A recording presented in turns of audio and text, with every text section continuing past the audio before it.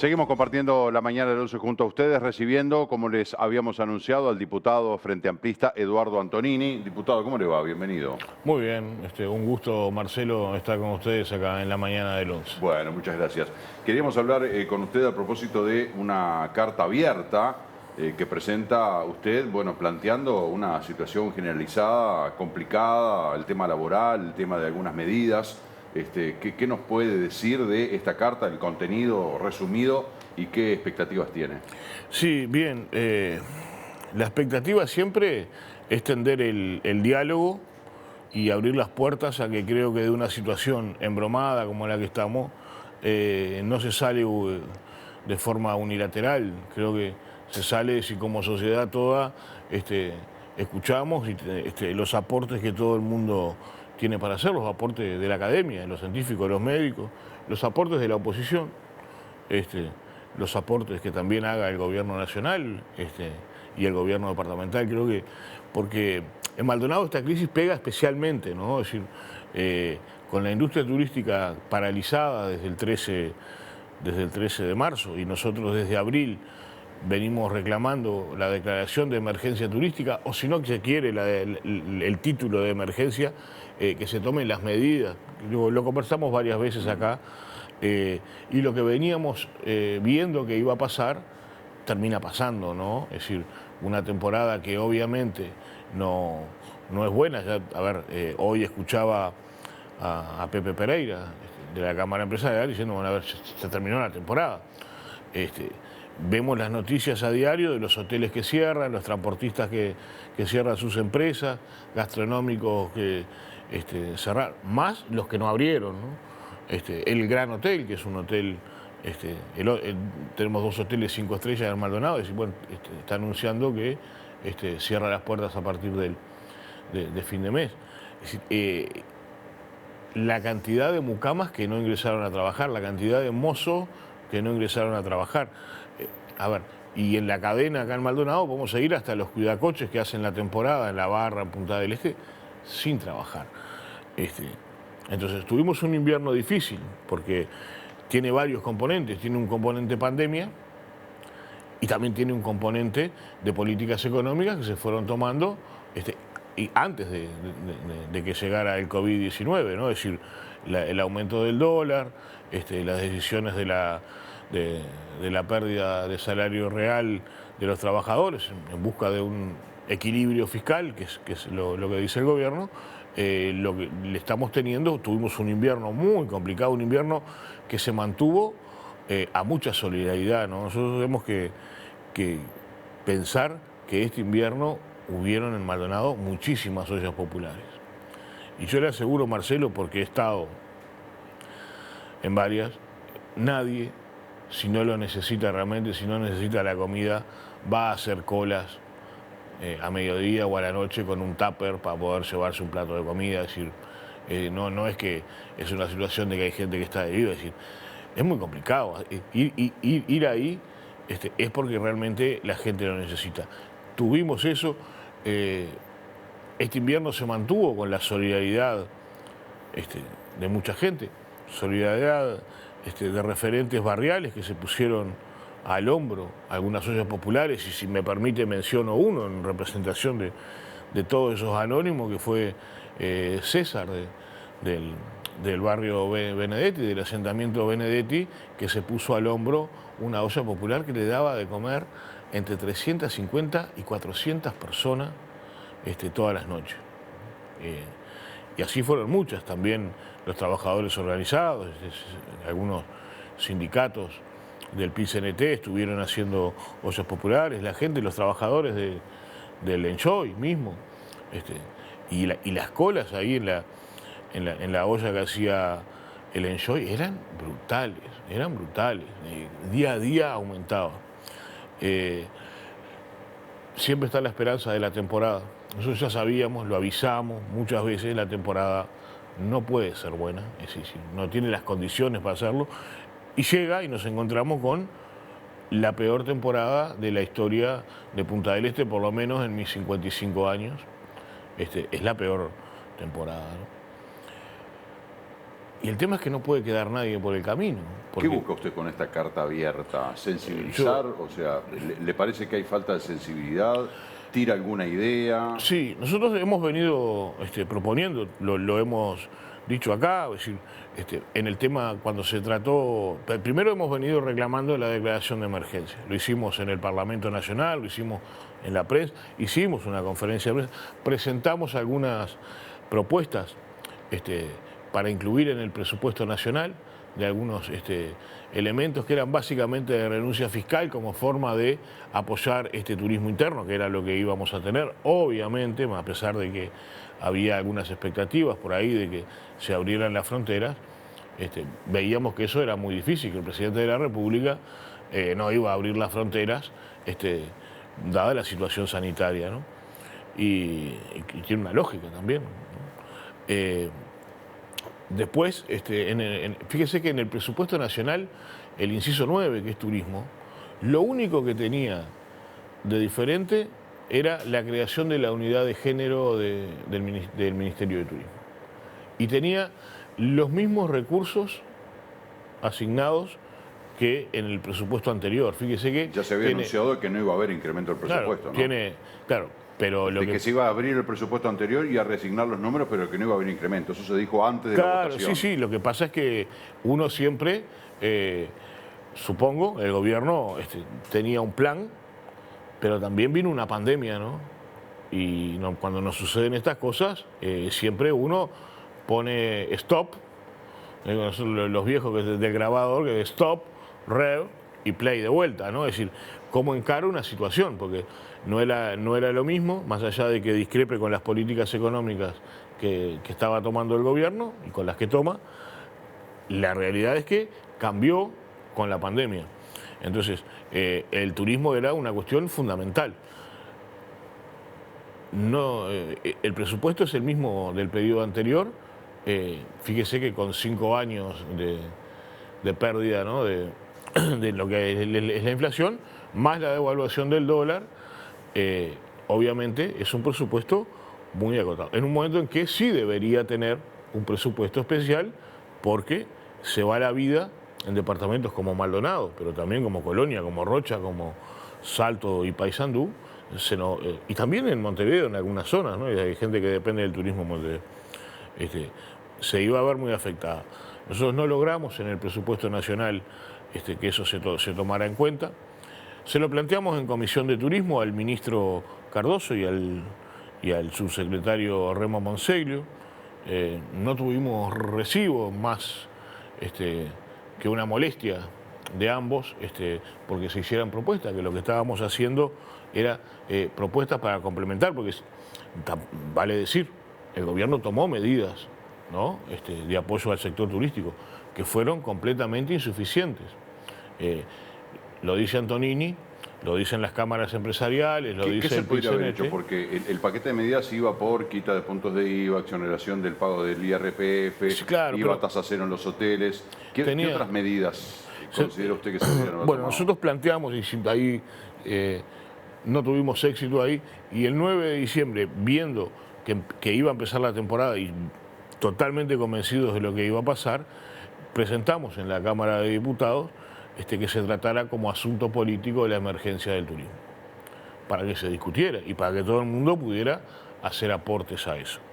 Ahí nosotros presentamos una serie de medidas, ahora se las enumero, que iban más allá, porque las medidas del gobierno está bien, fueron buenas, es decir, algún aporte a las patronales por no tener empleado en seguro de paro,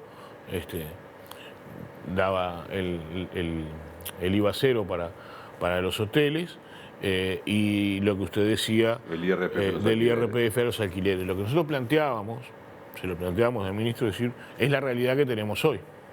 Porque, lamentablemente no nos equivocamos en nada. Los uruguayos, que es el turismo interno, el turismo que tenemos, no alquila dentro del circuito formal. El uruguayo va para Punta del Diablo y alquila una casa donde dice se alquila. Viene a Punta del Este y alquila una casa donde dice se alquila. Es decir, lo que nosotros habíamos dicho, hoy lo están corroborando los números y los datos realmente. Entonces, esa exoneración del IRPF si no era un motivante, porque el No uruguayo hay a quién alquila aplicarlo. por fuera, en más del 80% alquila por fuera del circuito formal. Eso es un dato de la realidad. Eh,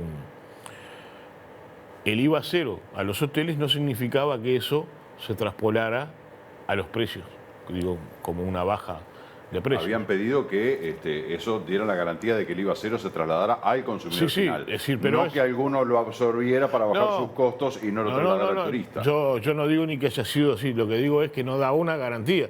Lo mismo que la canasta, la famosa canasta turística, la canasta de alimentos, que es decir, se llega a un acuerdo, pero el tema es con las grandes superficies, es decir, bueno, productos genéricos, es decir, fideo, no quiere decir tal marca de fideo, tiene que estar a un precio. Pero eso es una declaración de voluntad, no quiere decir que eso realmente se vaya a hacer, porque no hay una forma de que fuera obligatorio. Nosotros proponíamos que se le quitara, porque esas medidas eran básicamente las mismas, salvo lo de IRPF de los alquileres, las mismas medidas que se habían tomado en la temporada pasada, cuando teníamos problemas, porque los argentinos y los brasileños estaban económicamente complicados, pero no era la situación que tenemos hoy. Y esas eran las mismas medidas, es decir, las mismas medidas para una situación totalmente diferente. Había que, viendo los datos, porque el Ministerio de Turismo también tiene datos, como tenemos nosotros, hay estudios científicos, es decir, el uruguayo viaja en turismo interno, en vehículo propio. ¿Qué hay que hacer? Bajar los peajes y favorecer algún tipo de incentivo con los combustibles. Bueno, se subieron los peajes y se subieron los combustibles. La exoneración, aquella que se hacía a los turistas extranjeros de la devolución del IVA, había que hacerla a los uruguayos. Hay un fondo COVID que hubiera permitido desde ahí, la forma de financiarlo, de financiar que no cerraran las empresas, de una forma de subsidio, para empresas y para trabajadores. Nosotros no tuvimos éxito en la Cámara de Diputados. La coalición, salvo un diputado del Partido Colorado y un diputado de Cabildo Abierto que votaron con nosotros que se tratara como asunto político el tema, la coalición en bloque no votó, incluidos los otros diputados de Maldonado. Tendrían sus motivos.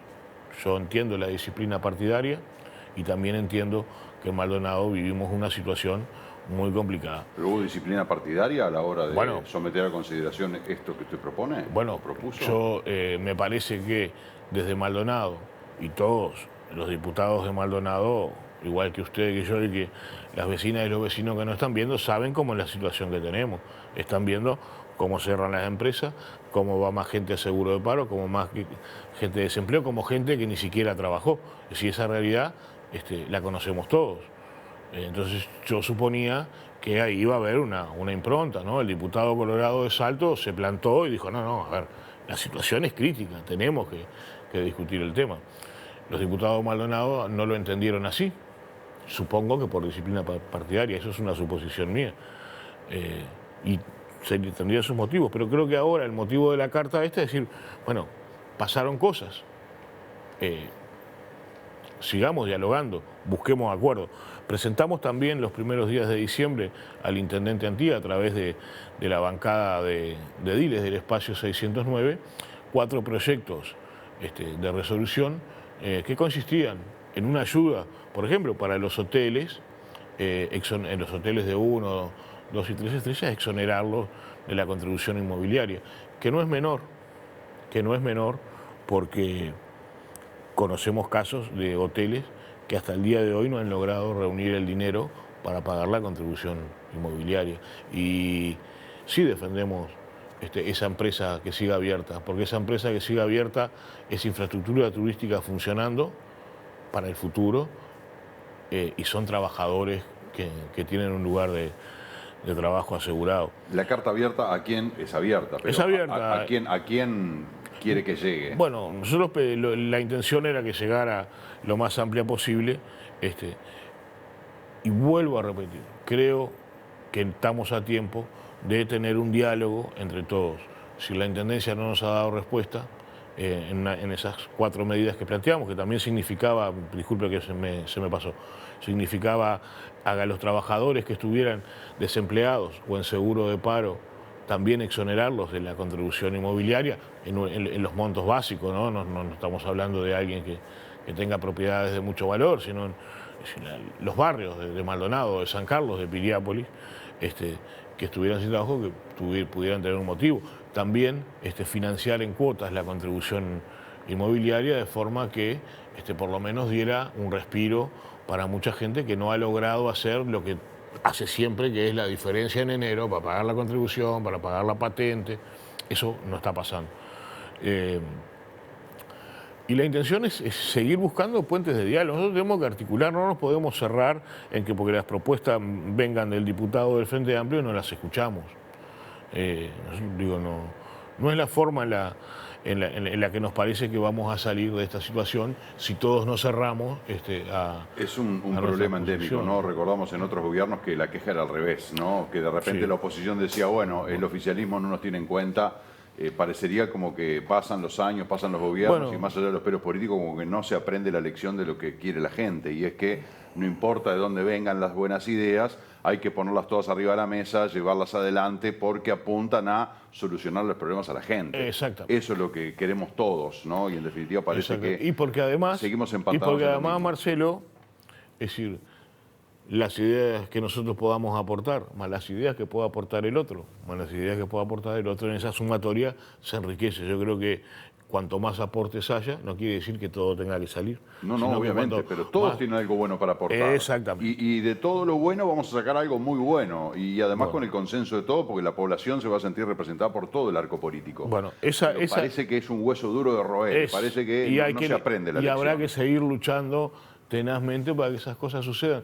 Porque es a ver, creo que tenemos claro algo, ¿no? Es decir, no nos podemos dar el lujo en el país, pero menos en Maldonado, de que quede gente por el camino, que queden empresarios fundidos cerrando sus negocios, que queden trabajadores desempleados. No nos podemos dar ese lujo, no somos tantos, y creo que tenemos que buscar la solución con algo del gobierno nacional, con algo del gobierno departamental, con ideas, con diálogo, seguramente. Es decir, pero creo que la meta hoy en Maldonado es, con un invierno que se viene embromado, más embromado que el pasado, hoy no nos podemos dar el lujo que nos quede nadie por el camino, ¿no? Antonini, le quiero preguntar por otro tema, porque quiero optimizar el tiempo, más allá de que daría para seguir hablando mucho a propósito de su carta y a propósito de toda esta problemática que estamos analizando. Pero el año pasado, bueno, hubo dos grandes leyes que votó el Parlamento. Una fue la Ley de Urgente Consideración, la LUC, y la otra fue el presupuesto. Sí. Dentro de la Ley de Urgente Consideración se habló de que el Frente Amplio iba a impugnarla. Bueno, impugnarla o impugnar una parte. Bueno, allí algunos cabildeos.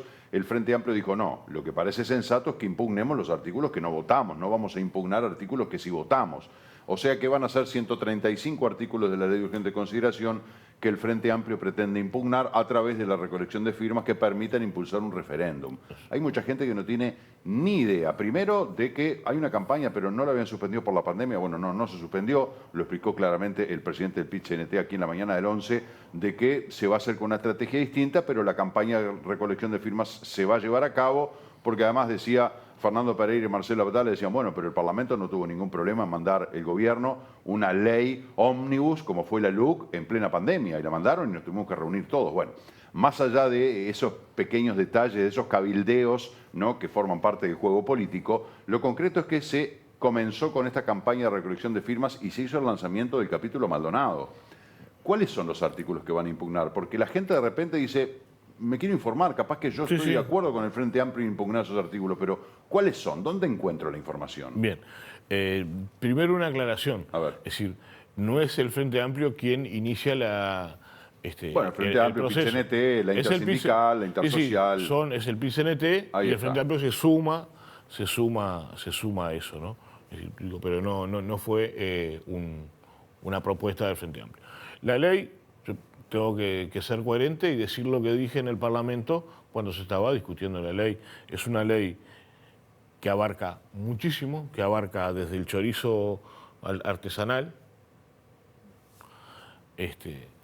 hasta la seguridad pública. y pasa por la educación y transita un amplio, es un programa, una ley ómnibus, un amplio programa de gobierno, amplio, de 600 artículos, 590. Sí, quedó en 400 y pico. Sí, quedó, ¿no? pero originalmente era de 593 artículos que abarcaba, vuelvo a decir, desde el chorizo artesanal hasta la seguridad pública. Ahí, quien habla dijo claramente en el Parlamento que era una ley, básicamente, no todo, pero básicamente era una ley que recortaba derechos, una ley antipopular, una ley que habilitaba represión, una ley, pero quiero detenerme en eso. Hay muchísimos puntos que lo que hacen es recortar derechos y garantías de los ciudadanos. Después, claro que votamos algunas cosas, fue una discusión, un debate parlamentario, y bueno, votamos la creación del Ministerio de Medio Ambiente. Era una propuesta, a nosotros nos parecía bien que el medio ambiente se le diera la importancia que tiene que tener como tal, ¿no? Y más en estos momentos de cambio climático y tantos problemas que estamos teniendo, es decir, eso lo votamos. Votamos lo de chorizo artesanal, que ya estaba.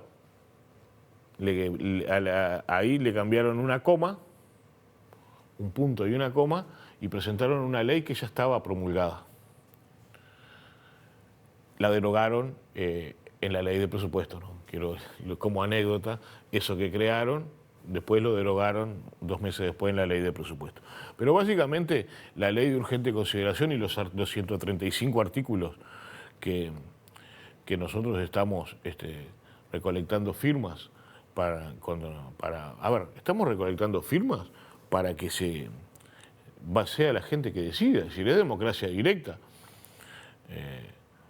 Esos son los artículos que habilitan el gatillo fácil, que es pérdida de derechos y de garantías, los que habilitan la represión, los que limitan los derechos sindicales y de huelga, básicamente, y esos capítulos que afectan directamente a lo que es el sistema de educación pública. Esos son en masa. Pero, por ejemplo, ya que lo menciona el derecho a huelga, ahí se genera un inconveniente con el tema de las ocupaciones, ¿no? Porque el derecho a huelga es un derecho. Y se considera que la ocupación es una extensión del derecho a huelga, y ahí se genera un debate, ¿no? Porque el gobierno dijo, vamos a garantizar a los trabajadores no sindicalizados que quieran trabajar que puedan hacerlo, y vamos a garantizar que los propietarios del lugar puedan ingresar a su propiedad. Sí, se genera un debate allí. Ahí se genera un debate que es un debate. Hay conceptos, yo voy a decir algo que le va a causar sensación. Se habla a veces de la lucha de clases, ¿no? Y se dice, no, porque la lucha de clases es una cuestión de los años 60, está perimida, se basa siempre la lucha de clases en la opinión de los dirigentes sindicales o en la opinión de la izquierda. Y yo, que soy un convencido de que esa lucha de clases existe. Y me convenzo más cuando yo escucho al ministro Uriarte, cuando escucho al presidente de la Federación Rural, cuando escucho al empresario que se me borró el nombre ahora, que sale todos los primeros de año en El País, dando una opinión. Ahí está la lucha de clases, de otra clase social. Pero parece que siempre lo complicado es el obrero. Y el obrero no tiene muchas formas de defender sus derechos. Fíjese que si no hubiera sido por las luchas sindicales que dieron nuestros abuelos y nuestros bisabuelos, y hablo de Uruguay, aquellos inmigrantes italianos, anarcos, comunistas, italianos, españoles que vinieron, básicamente, ¿no? que venimos ahí, no tendríamos las 8 horas de trabajo, no tendríamos las leyes laborales que tenemos hoy, porque todas se fueron ganadas mano a mano, paso a paso, con luchas y con reclamos. Y sí, el derecho de huelga y de ocupación es algo que tiene el trabajador, pero yo le pregunto, porque hay lo que nadie pregunta en esa discusión, y yo lo quiero poner arriba del debate.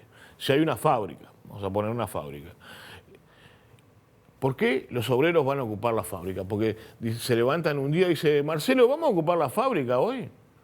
¿O es porque hay un incumplimiento de las patronales en los acuerdos laborales o en el pago de los sueldos? Siempre es por eso. Es decir, la causa Pero después lo podemos analizar. Parece un atropello que los trabajadores se adueñen de una propiedad privada, aunque por otro lado ha habido casos en que los empresarios han vaciado las empresas, han dejado perder una cantidad de mercadería, que hemos visto videos y fotos de mercaderías que han quedado estropeadas por desidia de los empresarios, y que si no fuera porque están los trabajadores haciendo una suerte de guardia, quedaban más que colgados del pincel. Por eso es muy delicado, tiene muy dos delicado. caras muy complejas lo que yo siempre y polémicas. Digo, lo que yo siempre pongo en la balanza es lo que dije. Es decir, cuando hay una ocupación es porque hay una patronal que está incumpliendo o pago de salarios o los acuerdos laborales. Es decir, porque no surgen espontáneamente, porque los obreros dicen, vamos, claro, hoy nos levantamos. Digo, no es una cuestión de... Por eso lo quiero poner. Pero, si hoy ocupamos la empresa... Pero hay otras cosas que tiene esta ley, que en los artículos que nosotros pretendemos derogar, porque con la excusa de la seguridad pública se habilita la represión. Y la represión, y ahí es una opinión que nosotros vertimos en Cámara de Diputados, este gobierno asume, independientemente de la pandemia, las medidas económicas que toma son de pérdida de salario real de los trabajadores, son de aumento del dólar, y ese aumento del dólar lo que hizo fue beneficiar al 5% de uruguayos ricos agroexportadores, y cuando digo ricos en serio, no hablo de los trabajadores ni las clases medias, hablo de los que tienen el poder de las agroexportaciones. Sí, que está muy concentrado. Es el 5% de la población. Esos fueron los que se vieron beneficiados. Venden en dólares. Ahora, el resto, el 95%, independientemente de quién haya votado, porque capaz que algún vecino me diga, pero los del frente... No. El 95% del resto de la población, que son las pequeñas industrias, que son, porque en Uruguay no hay grandes industrias, ¿no? Son las pequeñas industrias, las pymes, todo el aparato productivo, más los trabajadores, obviamente. ¿Qué hace? Los perjudica. La gente que se dedica al agro, y no estoy hablando de esos 5%, del resto de los uruguayos, de los chacreros, del que cría unas vacas para vender, del que planta y compra insumos en dólares y vende en pesos. Entonces eso hace que se embromaron. El que produce yogur en Uruguay, que en realidad parecen grandes, pero en realidad son pequeñas empresas las que producen, salvo Conaprole, el resto que produce yogur, resulta que le pasó que tuvo que subir, porque el dólar subió, compra insumos en dólares, vende en pesos. Subió la luz, bueno, eso... Pero todos los insumos. Todos los insumos sube, pero esa variación del dólar destroza la industria, porque después hace que baja el poder adquisitivo, y fue lo que nos pasó. Íbamos a comprar un paquete de arroz a 32 pesos y a la semana estaba a 57, 59. Entonces, decir, pierdo poder de compra. Los trabajadores, todo el mundo, pero a los que más afectan a los trabajadores. Y el industrial vende menos. El del supermercado vende menos, el del almacén vende menos, el trabajador puede comprar menos. Y ahí eso va a generar malestar social, y va a generar en algún momento. Y lo que este gobierno pretendió hacer con esta ley, donde habilita, con la excusa de la seguridad, habilita la represión a las manifestaciones, lo que está haciendo es que no le pase lo que le pasó a Chile, que salió a reprimir y no tenía leyes para hacerlo. Hoy, estar en una manifestación y pegar un grito puede significar penas de prisión, porque algún agente de la ley dice, aquel señor que estaba en la manifestación me gritó. Y eso habilita penas de prisión. Antonini, para cerrar este tema, porque ya tenemos que cerrar la entrevista, ¿dónde la gente encuentra la información de cuáles son los artículos que está colgada en la página web del PICNT, está colgada en la página web del Frente Amplio, circula por las redes sociales, pero si usted, vecino, quiere interesarse más o quiere ir a firmar por arriba, porque no me acuerdo de todo, en la ciudad de Maldonado, en la Casa del Frente Amplio, en Valle de Ordóñez y La Valleja, en el local del Espacio 609, en Santa Teresa y 25 de Mayo, en el local de 1946, en Román Guerra y 33, en el Comité Gelos Bonilla, en el Comité Unidos Venceremos, en el Comité de Hipódromo, de base Hipódromo, y seguramente me queda alguno, pido Vos acordó de unos cuantos. Ahí tiró como 6, 7 puntos para ir a firmar y también informarse, ¿verdad? Informarse, claro. Antonini, bueno, quería hablar de esto de la juntada de firmas, que el diputado Martín Lema salió a pedir por favor que dejen de recolectar firmas adentro del hospital de Clínica, porque es algo ilegal de que personal de un hospital público esté haciendo una recolección de firmas, pero bueno. ¿Puedo dar una pequeña opinión en 2 palabras? Sí, sí. A veces se vende humo. ¿Por qué? Si ahí hubiera un delito, ya hubiera presentado el Martín, es abogado, ya hubiera presentado un recurso de amparo para eso. Es un poco de bulla, hacer un poco de ruido. Exactamente, que creo que está mal, porque la democracia tiene eso. A nosotros, cuando fuimos gobierno, se hicieron referéndum, voy a intentar, contra la ley trans, contra el aborto, contra la ley del aborto, se hizo referéndum para bajar la edad de imputabilidad y se hizo referéndum para vivir sin miedo, aquel de la reina. Todo eso se hizo sin ningún problema y el Frente Amplio, que era gobierno, no objetó y dejó que transcurriera. Fueron plebiscitos que en definitiva después se perdieron, pero se juntaron las firmas y dieron todo. Entonces, es decir, no hay que estar en contra de la democracia. Si no le gusta y no quiere, no firme, pero no haga estas cosas, porque creo que no le hace bien al país. Cuanto más amplio es el espectro de discusión y de participación y en un referéndum, va todo el mundo a votar. Habilite los referéndums. La última. Reunión entre la calle Pou y Carámbula despertó críticas dentro del Frente Amplio, titula El Observador. La oposición entiende que el gobierno está en su momento de mayor debilidad y busca aumentar el protagonismo del Parlamento en el Contralor del Ejecutivo. Sí, eso de que se encuentren y que se... No leí el artículo, Marcelo, no puedo opinar sobre... Pero sobre el hecho. Sobre el hecho me parece perfecto. Yo creo que el doctor Carámbula tiene credenciales suficientes. Primero porque es uno de los pocos grandes referentes de la izquierda que aún están vivos, ¿no? Pues, por una cuestión de biología. Está Mujica, Carámbula, Tabaré falleció, Astori también es otro referente, pero están todos más o menos en el mismo ámbito de edad, que es un referente de la izquierda, que además tiene credenciales suficientes de militante de izquierda, como médico y como exdirector de ACE. Creo que tiene credenciales suficientes para reunirse con el presidente de la República, y ahí yo quiero Eduardo Antonini se reúne con todo el mundo.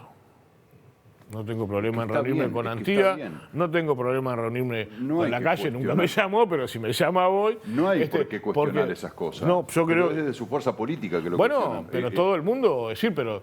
Sí, es una fuerza política que tiene... No fui yo, ni fue mi sector, pero suceden cosas. Mire, en medio de una pandemia, con toda la crisis económica, social, todo lo que tenemos, resulta que hay un grupo del Partido Nacional, que espero que no sea todo el Partido Nacional, que quiere eliminar el alcohol cero.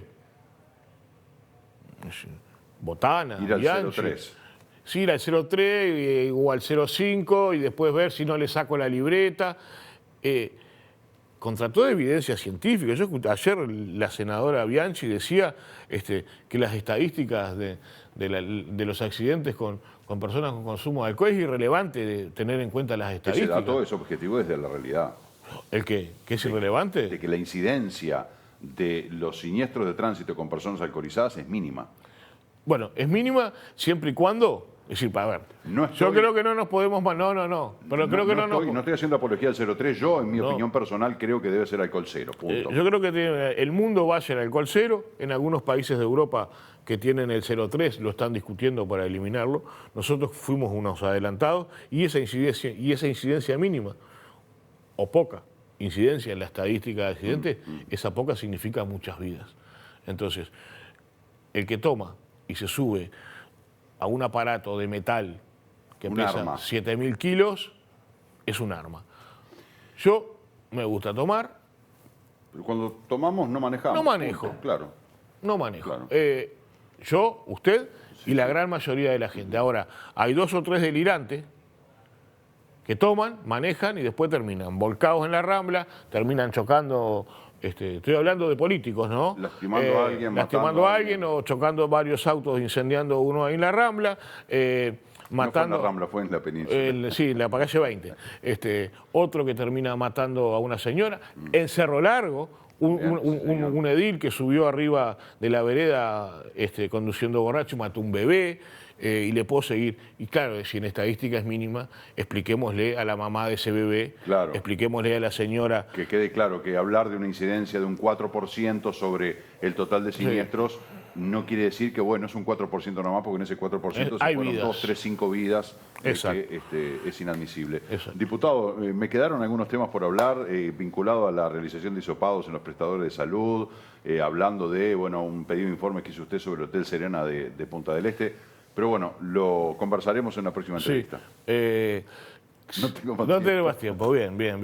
Pero igual, le robo un minuto para decirle que hoy es un día especial para mí porque cumpleaños mi hija Ana Clara y quería mandarle un beso. Qué bueno. Bueno, aprovechamos, yo me sumo al saludo del diputado Antonini, así que para Ana Clara, el beso grande y muy feliz cumpleaños. Me alegro que haya metido el bocadillo porque se lo merecía. Gracias, diputado. No, a las órdenes. Gracias por venir. Señores y señores, vamos con el móvil otra vez. Adelante, Florencia. Marcelo, ¿cómo estás? Y como les adelantamos más temprano, estamos aquí en Enjoy Punta del Este, en uno de los salones donde se brindó hace un rato nomás una conferencia de prensa. Aquí estamos en presencia de Adrián Aspiro, que es biólogo especializado en conservación ambiental, que justamente es quien informó, quien va a llevar adelante este turismo de avistamiento de aves, llamado birding, ¿no? Bueno, bienvenido, muchas gracias y qué buena noticia es sin duda para todo el departamento de Maldonado. Buenos días, muchas gracias, Florencia. Sí, la idea de lo que presentamos hoy es justamente eso, tratar de mostrar a las autoridades locales las bases de un programa que queremos llevar adelante en distintas partes del departamento para posicionar a Maldonado en este mercado de observación de aves a nivel internacional. Tratando, por un lado, de aprovechar este contexto de la pandemia, donde todos los especialistas hablan de que una vez que esto pase, va a haber un flujo de turistas muy importante buscando justamente lugares naturales. Dentro de ese sector del ecoturismo se destaca una parte muy importante que son los observadores de aves, que son turistas muy especializados, generalmente con muy buen nivel educativo y económico. Entonces, estudios en otras partes de la región muestran que hay 6 millones de observadores de aves que salen de sus países todos los años buscando estos destinos de ornitológicos o de observación de aves. Entonces, si podemos de alguna manera implementar un programa que nos permita captar, aunque sea una minúscula parte de ese mercado de 6 millones de personas, bueno, creo que en lo que respecta a mí, que soy, mi especialidad es la biología de la conservación, me interesa evidentemente proteger los ecosistemas naturales, ecosistemas acuáticos y terrestres, pero tengo claro también, después de muchos años de visitar distintas regiones del planeta, que para lograr realmente una conservación de la biodiversidad y la naturaleza a mediano y largo plazo es necesario impactar en la parte social y económica. Así que con esta propuesta justamente lo que queremos hacer es eso, llegar a las comunidades, poder presentarles esta oportunidad de la observación de aves, formarlas para que si el día que lleguen esos turistas, esperemos que sean muchos y que sea pronto, y alguien quiera, vaya a Iguá o vaya a Garzón o vaya a José Ignacio, que haya a nivel local una persona joven que pueda oficiar de guía y que pueda mostrarles las bondades que tienen todos estos lugares. ¿Cuántos tipos de especie, variedad de aves se pueden llegar a avistar aquí en Maldonado? Bueno, Maldonado, digamos que Uruguay tiene una posición muy estratégica dentro de lo que es Sudamérica y eso mismo ocurre con Maldonado a nivel del Uruguay. Estamos como en un lugar único. ¿Por qué? Porque es una, a pesar de que es una superficie relativamente pequeña, tenemos una variedad, una heterogeneidad ambiental muy alta. Tenemos las costas, tenemos las islas Gorriti y de Lobos. A media hora tenemos las sierras, las lagunas costeras que hablaba recién. O sea, una variedad muy importante de hábitats y en cada uno de esos lugares, de esos hábitats, de esos ecosistemas, hay un ensamble, un grupo de especies de plantas y de animales típicas de ese lugar. Entonces, en un lugar muy pequeño podemos visitar en una mañana una cantidad de sitios y cada uno de esos lugares va aportar especies diferentes, lo que hablamos muchas veces con el término de complementariedad. Eso significa, yendo al grano, es que en una mañana o en un día, de hecho, me acuerdo hace unos años, tengo un récord de haber visto 130 especies en un solo día, lo cual es prácticamente, o mejor dicho, más del 25% de toda la avifauna del Uruguay. Eso, hay otros países obviamente que tienen más especies, pero yo no sé si hay algún país en que en un solo día puedas ver la cuarta parte de la avifauna que hay en ese lugar. Así que eso de alguna manera me parece que describe esas ventajas que nosotros tenemos. ¿Están creciendo también los profesionales en Uruguay, en el departamento de Maldonado, que trabajan y se enfocan principalmente a este tipo de turismo? Sí, sin duda. Recién le comentaba a una colega justamente eso, ¿no? Yo soy biólogo de profesión, pero siempre me gustó la observación de aves un poco, digamos, como hobby. Y imagínate que empecé hace 25 o 30 años, éramos muy poquitos.